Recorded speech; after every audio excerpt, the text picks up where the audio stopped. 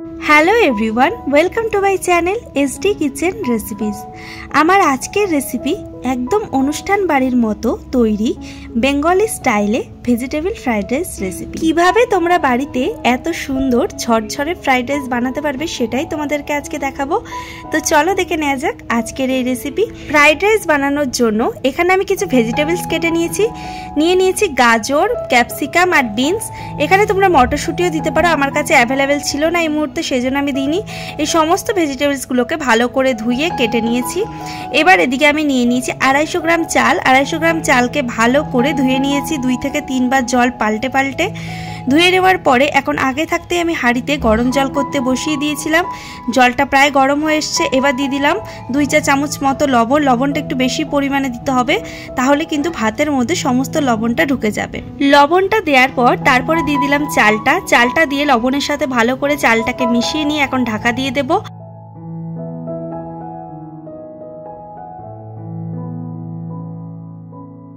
রাইসটাকে 90% মতো কুক করে নেব। এদিকে রাইসটা হয়ে গেছে, ফ্যানটা ঝরিয়ে নিয়েছি। এখন হাঁড়ির ঢাকনাটা একটু ফাঁকা করে রেখে দিলাম। এবার গ্যাসের ওভেনে একটা কড়াই বসিয়ে দিয়েছি। কড়াইটাকে ভালো করে গরম করে নিয়ে দিয়ে দিলাম অনেকটা পরিমাণে ঘিটা একটু মেল্ট হয়ে গেলেই তারপরে দিয়ে দিচ্ছি কাজু আর কিশমিশটাকে একটু হালকা করে এখন ভেজে নেব।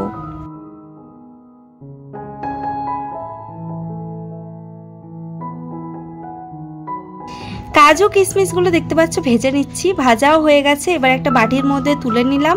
তারপরে এখন দিয়ে দিচ্ছি গাজরটাকেও এখন সামান্য একটু লবণ দিয়ে ভেজে নেব।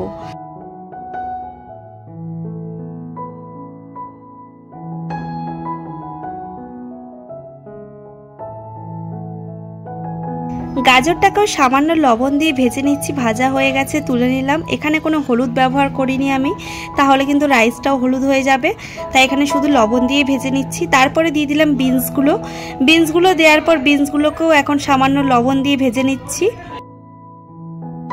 বিনসগুলো ভেজে তুলে নেওয়ার পরে এবার ক্যাপসিকামটাও দিয়ে দিলাম। ক্যাপসিকামটাকেও লবণ দিয়ে ভেজে নেব। তো তোমরা এখানে সমস্ত সবজি একসাথেও ভেজে নিতে পারো, আমি এখানে সমস্ত সবজি আলাদা আলাদা করেই ভেজে নিয়েছি। তো এবার সমস্ত সবজিগুলো ভেজে নেওয়ার পরে কড়াইতে আরও বেশ কিছুটা পরিমাণে দিয়ে দিলাম ঘি। তারপরে দিয়ে দিলাম তেজপাতা, 4-5টা এলাচ, 3টে দারচিনি স্টিক আর 4-5টা লবঙ্গ। ফোড়নটাকে হালকা নাড়াচাড়া করে নিয়েছি। ফোড়ন থেকে যখন একটা সুন্দর গন্ধ বেরিয়ে এসছে তারপরে দিয়ে দিলাম রাইসটা দেওয়ার পর এবার ওপর দিয়ে দেব সমস্ত সবজিগুলো, ভেজে রাখা সবজিগুলো, কাজু কিশমিশ সমস্ত কিছু দিয়ে এখন ভালো করে মিশিয়ে নেব রাইসের সাথে। মিশিয়ে নেওয়ার পরে তারপরে দিয়ে দেব গোলমরিচের গুঁড়ো। এখন ভালো করে মিশিয়ে নিচ্ছি।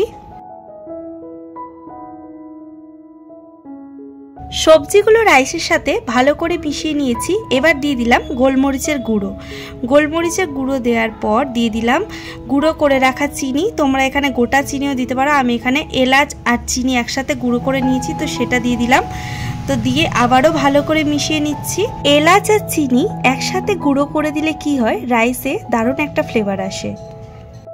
ভালো করে মিশিয়ে নেওয়ার পরে এবার দিয়ে দিলাম স্বাদ মতো লবণ দিয়ে আবারও এখন ভালো করে মিশিয়ে নেব। তো ভালোভাবে মিশিয়ে নিলেই পুরোপুরি রেডি হয়ে যাবে ভেজিটেবল ফ্রাইড রাইস। তো দেখতেই পেলে ফ্রাইড রাইসটা কিন্তু পুরোপুরি তৈরি হয়ে গেছে। আমি সবসময় বাড়িতে এইভাবেই ফ্রাইড রাইসটা বানিয়ে থাকি, আর একদমই কিন্তু অনুষ্ঠান বাড়ির মতোই হয়। সময় কম লাগলে কি হবে, কিন্তু খেতে কিন্তু অনুষ্ঠান বাড়ির মতনই স্বাদ লাগে। তোমরা অনেকেই অনেক রকমভাবে তৈরি করে থাকো, কিন্তু আমার মতো করে এইভাবে বানিয়ে দেখো, খেতে কিন্তু দারুণ টেস্টি হয়। আমি ফ্রাইড রাইসটাকে পরিবেশন করেছি ডিমের দো পেঁয়াজের সাথে। ডিমের দো পেঁয়াজের রেসিপিটা আমি অলরেডি আগের ভিডিওতে পোস্ট করে দিয়েছি, এই ভিডিওর ডেসক্রিপশানে লিঙ্ক দিয়ে দেবো, তোমরা চাইলে চেক আউট করে নিতে পারো। তো ভিডিওটা কেমন লাগলো অবশ্যই কমেন্ট করে জানিও। ভিডিও ভালো লাগলে একটা লাইক করে দিও। যারা এখনো পর্যন্ত চ্যানেলটাকে সাবস্ক্রাইব করনি প্লিজ সাবস্ক্রাইব করে আমার পাশে থেকো। দেখা হচ্ছে নতুন কোনো রান্নার রেসিপির সাথে। ধন্যবাদ।